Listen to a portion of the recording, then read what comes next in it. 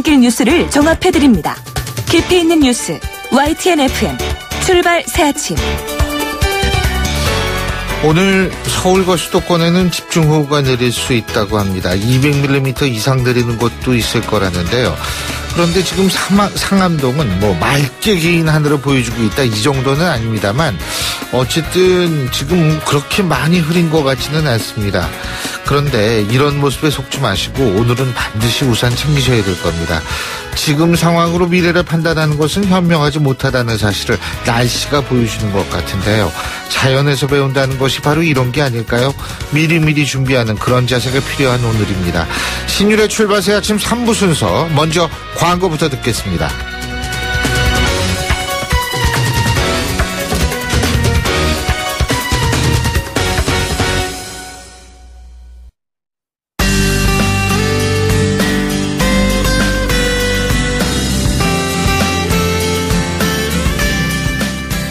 안녕하세요. 시민발언대 리포터 이혜미입니다. 살충제 계란 파동으로 전국이 들썩이고 있는데요. 이에 대한 시민들 의견 들어봤습니다. 처음에 들을 때는 굉장히 놀랍고 그랬는데 신문을 자세히 읽어보니까 정부 반응이 잘못됐다고 돼 있더라고요. 그래서 지금은 안심하고 먹을 수 있어요.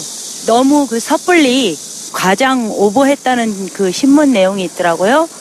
그리고 저도 얼마 전에 마트를 갔는데 거기는 안심해도 된다고 막 써있고 그래서 그냥 그 계란으로 사서 먹고 있어요. 모든 걸 다시 보게 되죠. 과거에는 그냥 농사신 거니까 부모님들 생각하고 그냥 먹었는데 지금은 자꾸 이런 게 나오니까 특히 어른들은 괜찮은데 어린 아이들 면역력도 약하고 하니까 좀 건강에 나쁘지 않을까 염려됩니다. 멘붕이죠. 아니 믿고 샀는데 비싸게 주고 샀는데 왜냐하면 싼 계란을 먹진 않았으니까 조금 배신당한 느낌? 한번 이런 일이 벌어졌으니까 계란뿐만이 아니라 다른 종목 또한 믿고 먹을 수 있게끔 좀 체계적으로 바뀌었으면 좋겠어요. 그래 이제 식구들이 먹는 게 아무래도 덜 신경 쓰일 테니까. 알려진 달걀 그것만 좀 피하려고 상표를 좀 봐요. 보니까 많이 섭취해도 무해하다고 하니까 안심은 되는데 조금은 그래도 과연 그럴까? 이런 또 의구심도 들기도 하고 그 발표가 진실일까? 이런 거. 아니 무해하다고 하는데 과연 정말 무해한지 저희는 그런 쪽에는 전혀 문외한이니까 발표한 대로 믿어도 될까? 이런 의구심은 있어요. 그 유통 과정에서 잘못된 건지 알 수도 없고 그런 게 상당히 제한되어 있으니까 우선 생산하는 농가에서 책임감을 가지고 자신들이 먹는다 생각하고 제품을 생산해야 되죠. 또 이거를 관리하는 지방자치단체나 국가에서도 정밀한 그런 정책이 나와야 된다 봐요.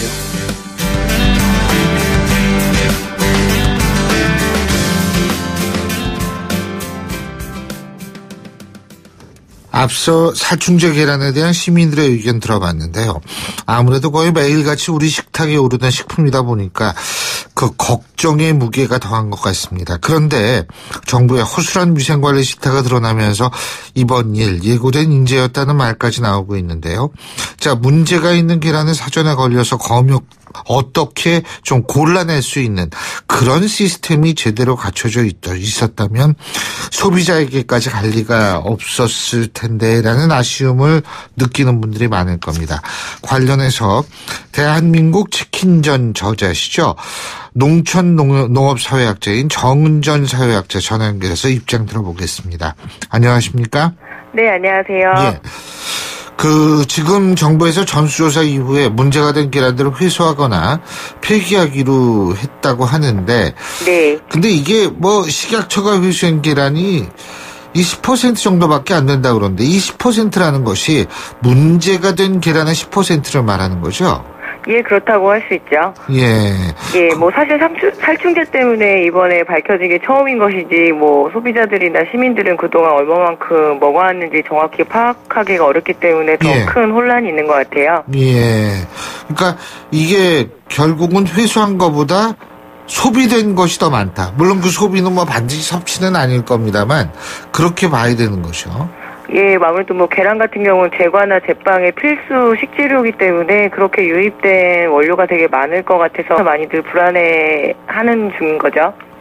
예, 근데 이게 그 살충제, 지금 사실 계란, 제가 궁금한 게 말이에요. 네. 계란을 이제 생산하시는 분들이 있지 않습니까? 농가가 이제 생산을 하면, 예? 네. 당연히 거기에 대해서 검역은 하겠죠. 그죠? 네네. 그리고 뭐 위생검사 같은 것도 할 겁니다. 네네. 그런데 살충제는 이게 위생검사나 검역하고는 좀 다른 검사를 해야 나오는 거 아니에요?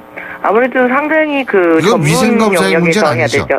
예, 위생검사라는 건 사실 이제 그 계란 겉에 네. 그 뭐 분변이나 이런 그렇죠. 것들을 보고 유관 검사를 하고 하는 건데 실제로 뭐 이런 살충제 성분이라든가 잔류 농약 성분 같은 경우에는 굉장히 그 전문 시설에서 해야 되는 일인 거죠. 예. 제가 알기로는 일단은 계란 나오면은 거기에다 네. 이렇게 딱 소독약을 좀 뿌리는 걸로 알고 있거든요. 뭐 일단은 세척 단계가 세척이, 굉장히 네. 필수적인데요. 예. 그래서 그런 이번에 이제 그런 유통 과정이 좀 한계가 있기 때문에 예. 제대로 이렇게 검란이나 혹은 이제 검역 절차가 제대로 이루어지지 않아서 이제 벌어진 문제라고 할 수 있죠. 예. 근데 지금 일단은 그래서 이 살충제 문제라든지 이러한 것들은 특별한 조사에 의해서 가능하다 이 말씀이신데요. 그죠? 뭐 일단 적어도 이제 지금 이제 식약처에서 밝혀내고 있는 건데요. 예. 이게 진단 시약이든지 그 검사 시설이 있어야 되는 거지 일반 농가 차원에서 혹은 이제 할 수 있는 건 아니다. 예, 그런 차원에서는 아닌 거죠. 그러면은 식약처에서 여태까지 그런 살충제 검사라든지 이런 거 해왔나요? 이번에 사실 대대적으로 한 거고요. 그동안에 뭐 샘플 검사는 해갖고 왔는데 특히 네. 피프로닐 성분 같은 경우에는 그동안 아예 사실 검사가 제대로 이루어지지 않았던 거죠. 왜냐하면 어차피 사용 금지가 된 그 살충제이기 때문에 그게 아예 항목이 없었다라고 하죠. 그러니까 굉장히 운영 자체에 미비했던 거고 실제로 뭐 식약처 자체는 이렇게 축산물 검역에 이렇게 크게 이렇게 중점을 뒀던 영역은 아닌 것 같고요. 그동안 농가 입장에서는 좀 억울한 게 생산자 조직들도 이 계속 그 사전 검사 제도를 요청을 해온 지가 꽤 됐는데 그동안 좀 식약처가 묵살해 왔던 거죠. 전 정부에서부터요. 그래서 이번에 이제 이런 사태가 대대적으로 벌어졌다라고 볼 수 있습니다. 그런데요, 네. 지금 이게 일반 우리 이 소비자의 입장에서 볼 때 이게 헷갈리는 게 네. 아까 피프로닐 말씀하셨잖아요. 근데 네네. 이제 뭐 피프로닐이라든지 다른 이런 것도 식약처 같은 경우에는 이제 정부에서는 좀 먹어도 이게 뭐 많이 먹어도 예? 네네. 실제로 그렇게 문제가 생길 정도는 아닌 미미한 양이다 이런 발표를 했잖아요. 그죠? 네네. 근데 이제 그 환경보건학회인가요? 네네. 여기에서 이게 만성 독성 영향 가능성을 고려해야 한다 이런 주장을 했는데 여기에 대해서 식약처가 다시 반박을 했습니다. 네. 여기에 대해서 식약처는 뭐라고 그랬냐 하면 우리도 그 만성 독성 영향 가능성마저도 다 고려한 것이고 예? 네. 그리고 간접 섭취까지도 다 고려한 것이다라고 얘기를 했는데 또 대한의사협회도 이게 사실 가급적 이게 사실 문제가 없다라고 얘기할 수 있는 것은 아니다라는 네. 입장을 갖고 있는데 이 부분은 이건 어떻게 받아들여야 됩니까? 실제로 이런 전문가 집단들이 이렇게 그 서로 이제 그 말을 주고받는 과정에서 일반 시민들은 훨씬 더 큰 혼란이 빠질 수밖에 맞아요. 없는데요. 네. 이미 가습기 살균제에서 저희들이 이제 배운 것들이 있잖아요. 그래서 실제로 얼마나 먹어왔는지 국민들은 지금 굉장히 파악하기가 어려운 상태고 불안한 상태인데 이 주무부처에서는 이 상황을 좀 진정시키려고 하는 그것만은 사실 능사는 아니거든요. 오히려 좀 문제 자체는 굉장히 투명하게 드러내고 그리고 이제 우리가 먹는 사실 현대 먹거리라는 게 그 약품 혹은 이제 농약에서 벗어날 수가 없기 때문에 그 한계에 대해서 좀 명확하게 정보를 드러내고 그리고 좀 함께 그 의논할 수 있는 그러니까 토론할 수 있는 그 테이블을 마련하는 것들이 훨씬 더 그 사회적인 리스크를 줄이는 방법이거든요. 근데 지금은 뭐 이렇게 사람하고 쥐하고 다른데 어떻게 그렇게 적용할 수 있느냐 하면서 서로 이렇게 말들이 오가는 과정에서 오히려 시민들의 불안만 더 가중되는 상황이라고 볼 수 있습니다. 그리고 이번에 피프로닌인가요? 이거하고 네네. 뭐 심지어 DDT까지 검출이 됐다고 얘기를 하는데 네네. 이런 것의 근본적인 문제점, 이런 약품을 쓸 수밖에 없는 것이 사육 환경과 관련이 있다라는 얘기가 있는데 동의하십니까? 뭐 충분히 동의를 하죠. 예.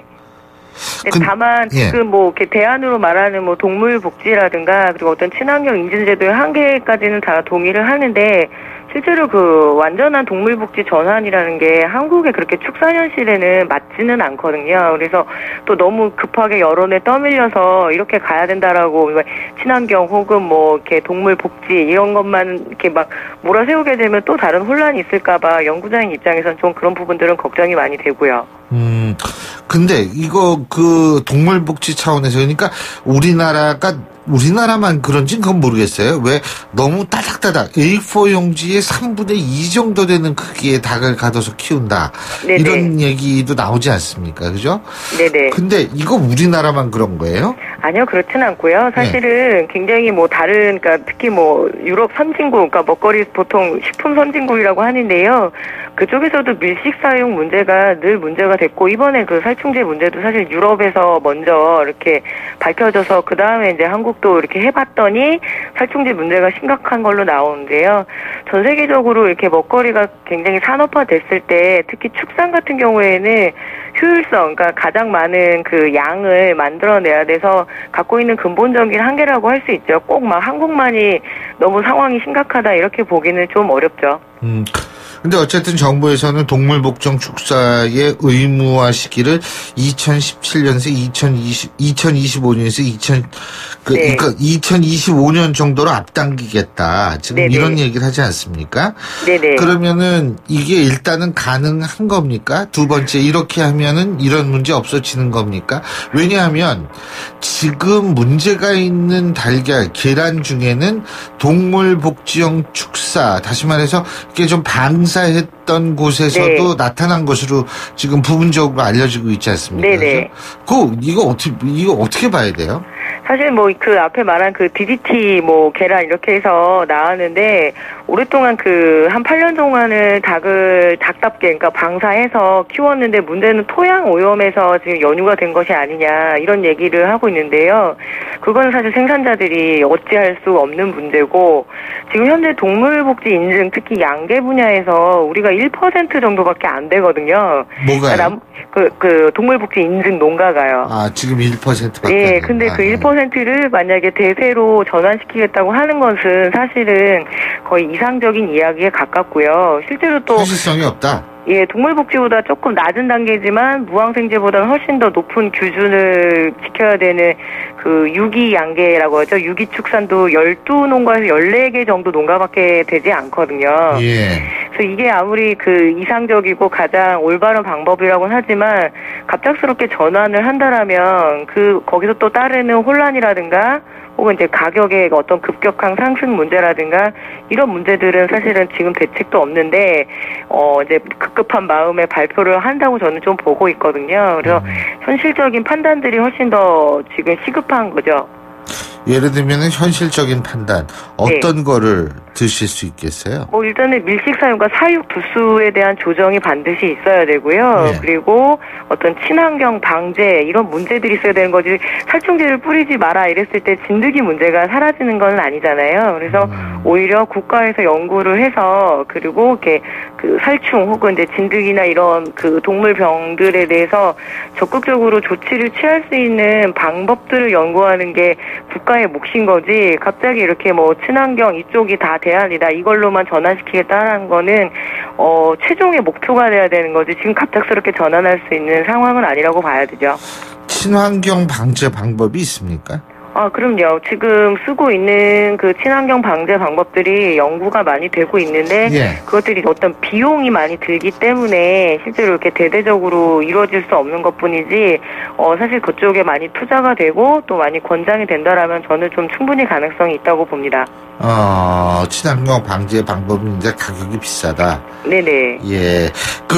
그리고 사육 두수를 줄여야 된다. 요 말씀.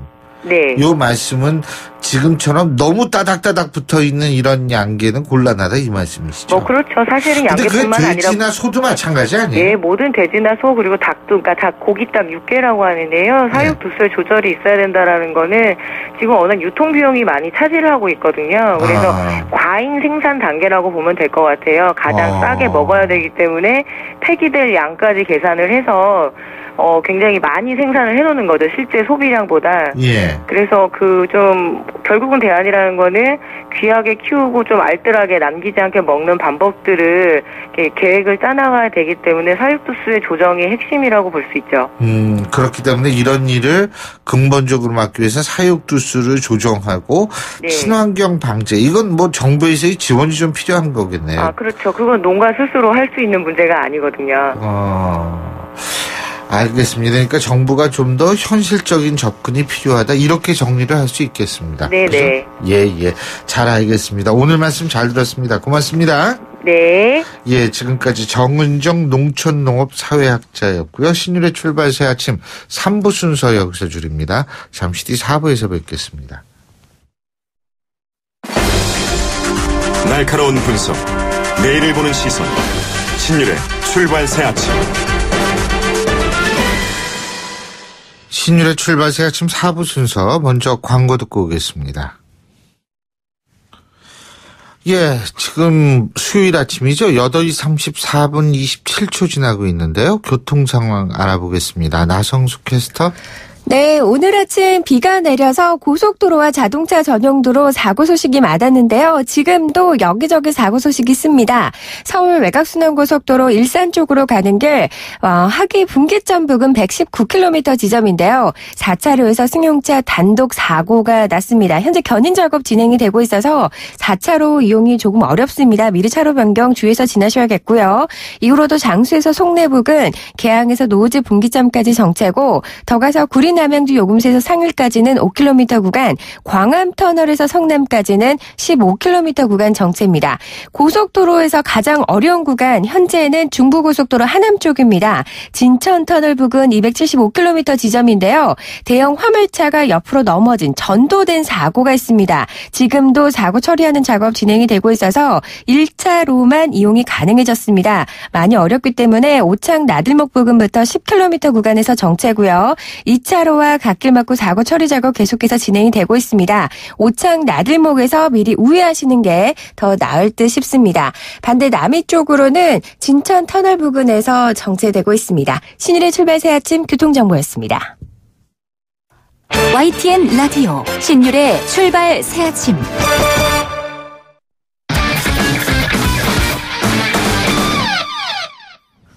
예, 스포츠 소식 알아보겠습니다. 최동호 스포츠 평론가 전화 연결하겠습니다. 안녕하십니까? 예, 안녕하세요. 예, 야구 얘기부터 해볼까요? 예. 두산이 SK 이겼죠. 근데 예, 역전승이었었죠. 역전승. 예. 예. 이제 기아하고 4경기 반차예요? 예, 그렇게 됐습니다. 예. 이 프로야구에서는 지금 이 두산하고 롯데를 주목해야지 되거든요. 왜냐하면 이 두산과 롯데 이 두 팀이 후반기 들면서 판도를 뒤흔들고 있는 겁니다. 이 2위 두산이 선두 기아를 4경기 반차로 추격하고 있고요. 또 이 자고 나면 순위가 바뀌는 롯데, 이 중위권 판도를 흔들면서 어제 4위로 올라섰습니다. 이 말씀하신 대로 이 두산이 어제 SK의 극적인 역전승을 거뒀는데 이 8회까지 5대6으로 뒤지던 두산이 마지막 9회에 무려 5점을 뽑아냈습니다. 자, 그러면서 10대6으로 경기를 뒤집었고요. 후반기 시작할 때 이 두산과 선두 기아의 승차가 13경기였는데 이 8월 들면서 지금까지 두산이 14승 5패를 거두면서 13경기 차를 4경기 반차로 줄인 겁니다. 과연 두산이 선두 기아 따라잡을 수 있을까? 프로야구 최고의 관심사입니다. 지금 롯데도 말씀하셨는데 예. 이 기아가 롯데한테 졌잖아요. 그죠? 예, 그렇습니다. 그래서 이제 기아 입장에서는 올 시즌 처음으로 4연패네요. 그죠? 예, 그렇습니다. 예. 이 롯데도 후반기 판도를 뒤흔들고 있거든요. 예. 어제 이 다승 1위인 기아 에이스 양현종 선수를 롯데가 두들기면서 4위로 올라섰습니다. 롯데가 7대3으로 이겼는데 이 양현종 선수를 상대로 해서 2대5 이 강민호 선수가 솔로 홈런 터뜨리면서 이 타선의 집중력을 과시했습니다. 후반기에 2대5 선수가 롯데의 돌풍을 이끌고 있거든요. 자, 어제도 이대호 선수가 팽팽하게 0대0 이 투수전으로 이어지던 3회에 솔로 홈런 한 방으로 경기의 흐름을 롯데로 가져왔습니다. 린드블럼 선수가 8이닝 1실점으로 승리를 따냈고요. 이 손승락 선수가 세이브를 추가했는데 기아의 에이스 양현종 선수 5와 3분의 1이닝 4실점으로 시즌 4패를 기록했습니다. 넥센도 삼성을 11대5로 이겼고요. NC는 LG를 4대3, 한화는 KT를 3대2로 따돌렸습니다. 예. 자, 그리고 그 미국 메이저리그에서 뛰고 있는 추신수 선수 말이에요. 예. 참 대단해요. 물론 뭐 가을에 특히 잘해가지고 가을 사나이다 뭐 이런 얘기도 하는데 어제도 멀티히트 기록을 했어요. 예, 그렇습니다. 이 텍사스의 추신수 선수 어제 애너하임 에인절스전에서 이 4타수 2안타 1타점 기록했습니다. 이 텍사스가 5대3으로 승리했고요. 예. 추신수 선수도 이 가을 사나이라는 별명답게 그동안 이 후반기에 특히 강한 모습이었거든요. 예. 올해도 그런 특징이 드러나고 있습니다. 현재 시즌 타율이 2할 5푼 9리인데 이 8월 한 달간만 보면은 타율이 3할 1푼 3리입니다. 지난 20일 경기에서 시즌 15호 홈런을 포함해서 한 경기에 안타 4개를 칠 정도로 최근 들어서 타격감을 과시하고 있고요. 예. 자, 후반기 들면서 우리나 메이저리그나 관심사는 가을 야구입니다. 이 텍사스가 지금 이 아메리칸 리그 서부 지구에서 4위인데 예. 텍사스로서는 포스트 시즌 진출을 위해서 이 추신수 선수의 활약이 절실하다 이렇게 볼 수가 있겠죠. 예, 그렇군요. 자, 축구 얘기인데 축구 대표팀은 어제 훈련에서 수비력 강화에 초점을 맞췄다 이렇게 얘기를 하는데 예. 이게 지금 어쨌든 신태용 감독 입장에서 볼 때는 이란전이 상당히 좀 조심스럽지 않겠어요? 그죠? 예, 부담도 맞습니다. 되고. 예. 이 신태용 감독의 스타일이 상당히 공격적이거든요. 예. 근데 이 신태용 감독이 조심조심 하고 있습니다. 자, 어제 이 대표팀 훈련에서 이 수비 조직력 강화를 집중적으로 가다듬었는데 이 4명의 수비수하고 2명의 수비형 미드필 실전에서 자리를 바꿔가면서 호흡을 맞추는 이 수비 조직력 강화를 집중적으로 실시했습니다. 왜 조심조심하느냐? 아무래도 이 남은 월드컵 최종 예선전 2경기에서 이 한 경기라도 패한다면은 본선 직행이 어려울 수도 있기 때문에 신태용 감독도 좀 부담감을 가질 수밖에 없는데 어제 훈련을 보면은 신태용 감독이 이 남은 이 월드컵 최종 예선전 2경기에서 4백을 구사할 것으로 보이고요. 예. 선수들이 다 합류하지는 않았는데 다행히 수비 라인은 주축 선수들이 대부분 다 소집이 됐기 때문에 신태용 감독으로서는 31일 이란전 전까지 시간적인 여유를 가지고 조직력을 좀 가다듬을 수 있게 됐습니다. 아, 그렇군요. 그리고 이 최희진 선수 말이에요. 이거 유명하죠. 프로 언니들을 이기는 야구장 골프로요. 이제 프로 데뷔전은 31일 날 치른다고 하는데 어제 매니지먼트 계약을 했네요. 그죠? 예, 그렇습니다. 예. 일찌감치 이 스타성을 과시했던 선수이기 때문에 어제 YG 스포츠하고 매니지먼트 계약을 했고요. 월드 스타로 도약하기 위한 준비를 착착 갖춰가고 있는 그런 느낌입니다. 이 여고생 최혜진 선수가 US 여자 오픈 우승으로 골프 팬들을 깜짝 놀라게 했고요. 또 이 한국 여자 프로골프 투어에서만 이 프로 언니들을 제치고 2승을 올리기도 했습니다. 내일 만 18세로 프로 자격 취득을 하면서 프로로 전향을 하게 되는데 31일에 한화 클래식에서 프로 데뷔전을 치르게 됩니다. 프로로 전향하게 되면 뭐가 달라지느냐? 최진 선수 입장에서는 아마추어 선수들은 프로 대회에서 우승을 해도 상금을 받지 못하거든요. 근데 최진 선수 올해 받지 못한 상금이 10억 원 정도 됩니다. 앞으로는 상금 다 받을 수 있습니다. 야, 10억 원. 아유, 진짜 참 많이 받아요. 아유, 부럽기도 하고 이게. 레슬링 세계 선수권 대회에서 금메달 나왔는데 류한수 선수죠. 4년 만에 세계 선수권 대회 정상에 올랐습니다. 예, 그렇습니다. 이 류한수 선수가 4년 만에 이 세계 선수권 대회에서 정상의 자리에 복귀했습니다. 이 그레코로망형 66kg급 결승에서 이 폴란드의 마테우시 베르나테크 선수를 2대1로 누르고 금메달을 목에 걸었는데 지난 2013년 세계 선수권 대회 우승 이후 4년 만에 이 정상 복귀입니다. 그렇군요. 어쨌든 앞으로도 잘해주길 바라겠습니다. 오늘 말씀 여기까지 듣겠습니다. 고맙습니다. 예, 고맙습니다. 지금까지 최동호 스포츠 평론가였습니다.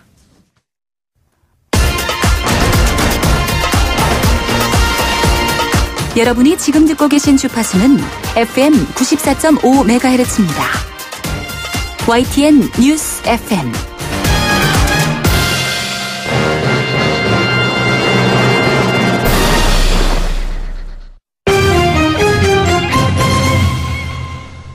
예, 경제 뉴스 알아보겠습니다. 한국경제신문의 정인석 기자 직접 스튜디오에 나와 있습니다. 어서 오십시오. 안녕하세요.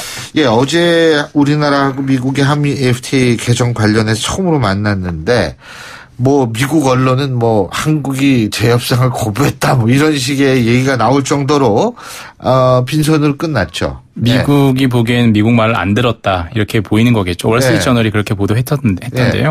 어제 8시간 동안 마라톤 회의를 했습니다. 네. 8시간 탐색전 치고는 상당히 길었죠. 기싸움을 했는데 그렇죠. 우리나라는 일단 한미 FTA 그동안의 성과를 분석을 해보자. 예. 근데 무슨 얘기냐? 미국은 우리가 다 분석했더니 적자가 2배로 늘었더라. 예. 개정 협상해야 된다라는 건데 아하. 무슨 개정 협상이냐? 일단은 공동 분석부터 하자라고 얘기하는 겁니다. 그래서 개정과 수정과 재협상이 다 다른데 예. 수정이 가장 낮은 수위고요. 그다음에 개정, 재협상인데 그 부분에 대해서 서로의 의견이 너무 달라서 객관적인 통계를 들어서 서로 설명하고 싶다라고 했지만 일단은 두 사람 다 같은 로펌에서 일을 했다라고 하잖아요. 김영준 전 본부장과. 예전에 그랬다고 그러죠. 맞습니다. 예전에. 그래서 어제 브리핑에서는 일단 아무것도 합의한 게 없다. 이렇게 얘기를 했습니다. 아무것도. 근데 이게 어떻게 될지는 지켜봐야죠. 이제 시작이니까. 맞습니다. 이제 처음에 기싸움을 서로 하는 거죠. 그 향후 일정이 그래서 어떻게 됩니까? 그것도 정해진 게 없다라는 게 이제 김현종 통상교섭본부장의 설명입니다. 일단 한미 FTA 효과 분석 평가를 하자는 제안을 우리가 먼저 했고요. 그 부분에 대해서 미국의 답변을 기다리겠다라고 했는데 오늘 월스트리트저널이나 미국 언론들 보도를 한 거 보면 일단 완곡하게 거부를 하고 있는데 앞으로 그 일정도 어떻게 될지 봐야 될 것 같습니다. 그렇군요. 이 한미 FTA가 어떻게 되느냐에 따라서 또 앞으로의 우리의 경제 상황도 밀접하게 관계가 있고요. 그죠? 맞습니다. 예. 자, 이 담배 얘기 좀 우리 하지 맙시다. 이게 담배 얘기는 전자담배 얘기입니다. 세금 얘기입니다. 세금 얘기. 세금 얘기인데. 정치권이 전자담배 개별 소비세 인상에 나섰는데 이게 특히 이제 관련형 전자담배. 그죠? 맞습니다. 액상형 전자담배는 그동안에 있었던 거고 이제 관련형은 이제 종이처럼 말아가지고 쓰는 전자담배인데 다들 아실 겁니다. I 글 그리고 신 교수님도 여기에 대한 이해관계자시니까. 글 점점점은 아직 안 나왔어요. 맞습니다. 제가 I 점점점을 핀다 이 말씀이신데. 네, 맞습니다. 네.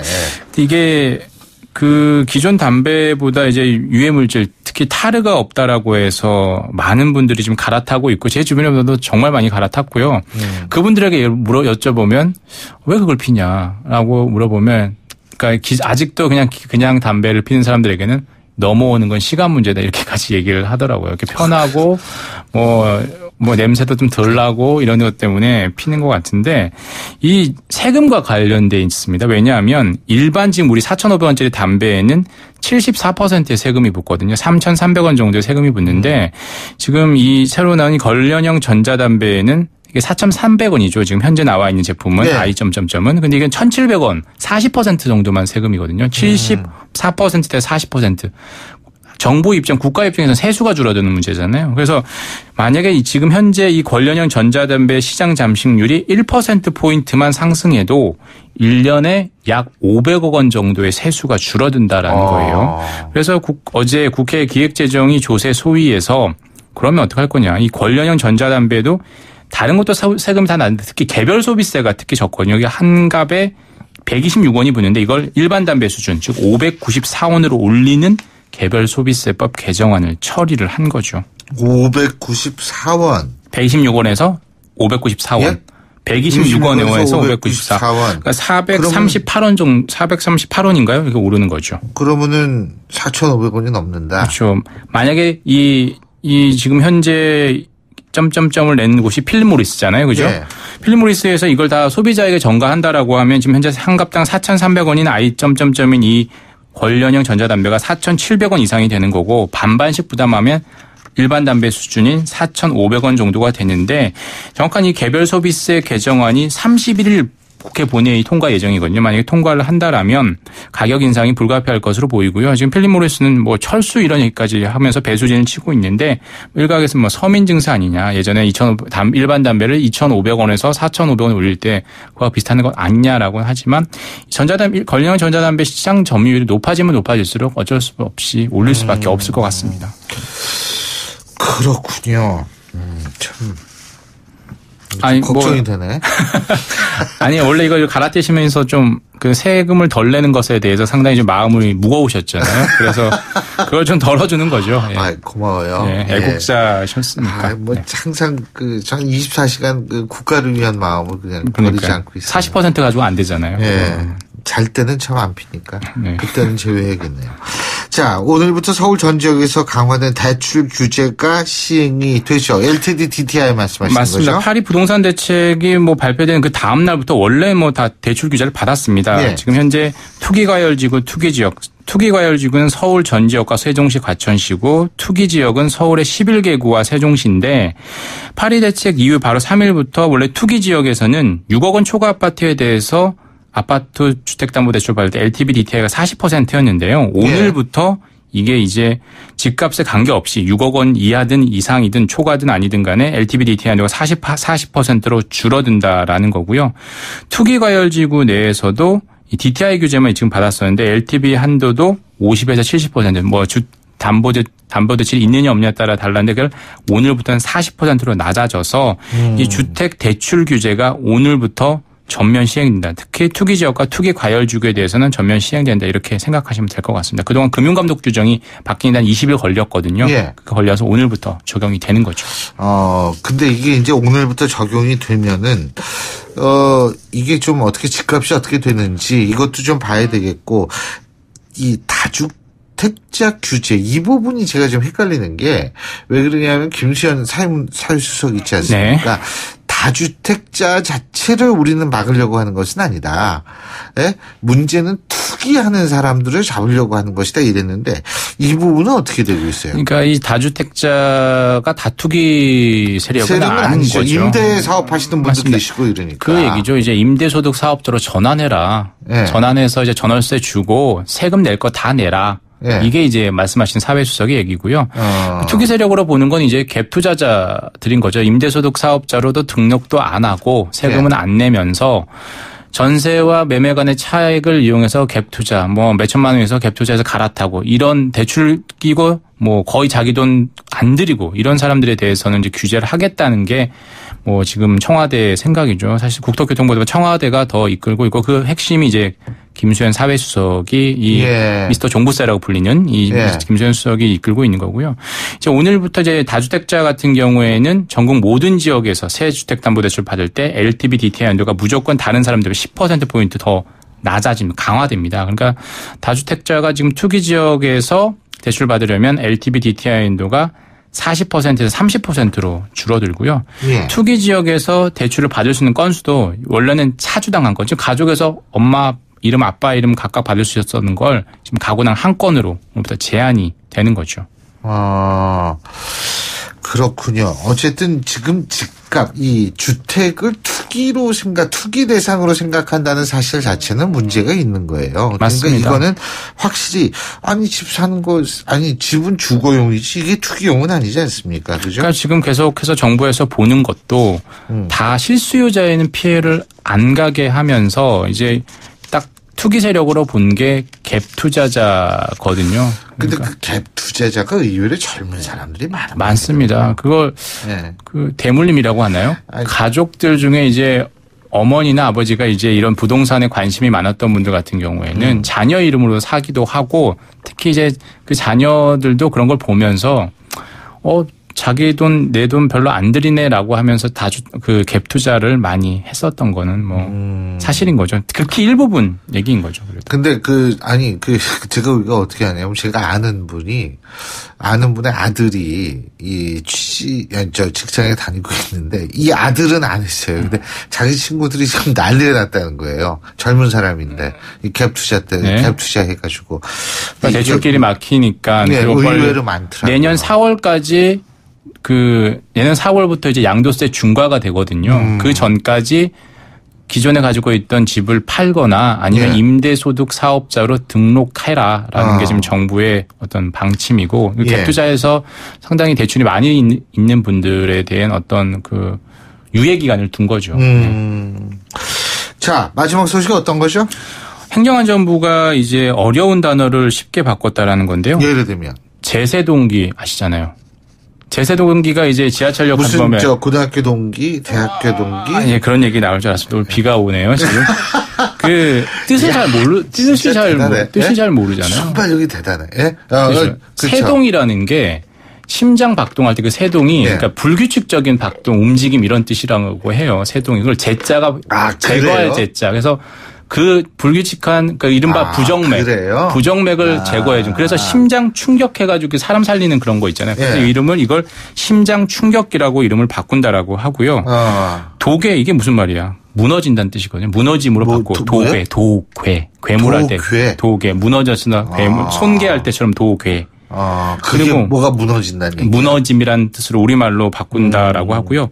시건은 다 아실 거예요. 잠금으로 바꾸고 외함. 뭐요? 시건 장치 할 때 자물쇠 시건 장치. 그건 다 전 모르는데 딴 사람들 다 나오죠? 자, 이러시다 나이를 속이시려고 그러는데 많이 쓰셨습니다. 교수님 세대 많이 써가지고 저희가 대물림 받은 거예요. 잠금으로 바꾼 거고요. 적치 이거 보관. 꼭 공지는 빈터나 공터로 바뀌고요. 황천은 우리 황천길 이런 건 많이 들어봤을 텐데 그럼요. 이게 공문서나 이런 데 황천이 거친 날씨를 뜻한다는 거예요. 이건 황천이 거친 날씨. 하늘 이런 거 거친 바다 이런 뜻이 이걸로 바꾼다라고 하고 시비는 많이 들었습니다. 시비 걸 때 시비가 아니고 그렇죠. 퇴비 줄 때 시비라고 했었잖아요. 예전에 비료 주는 걸 시비 뿌리시자. 예. 다 모르시는 것처럼 다들 아시면서 이건 걸음 주기로 바꾼다라고 합니다. 예. 아니 근데 저는 이것도 바꾸는 것도 중요하고 법률 용어도 좀 쉽게 바꿨으면 좋겠어요. 이 법률 용어도 어려운 게 너무 많아요. 판결문에서 말씀하시는 거잖아요. 네, 맞아요. 무슨 얘기인지 모르는 경우가 거기에 일본식 한자 이번에도 시건 이런 게 다 일본식 한자어들이거든요. 그래서 이번에 이재용 부회장 선고 재판이 25일 금요일이죠. 근데 그때 생중계를 거의 할 것 같은데 아직 확정 안 되지만 이 생중계를 하면서 얻게 되는 이익 중에 하나가 그거 같아요.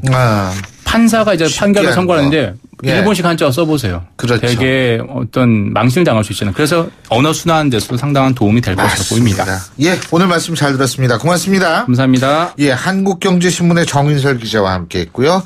자, 수요일에 보내드린 신유리 출발새 아침 오늘 순서는 여기서 모두 줄이겠습니다. 정말 비가 올 것 같은 날씨가 점점 구현되고 있습니다. 자, 오늘 여러분 우산 꼭 지참하시고요. 전 내일 아침 7시 15분에 다시 오겠습니다. 신유리였습니다. 고맙습니다.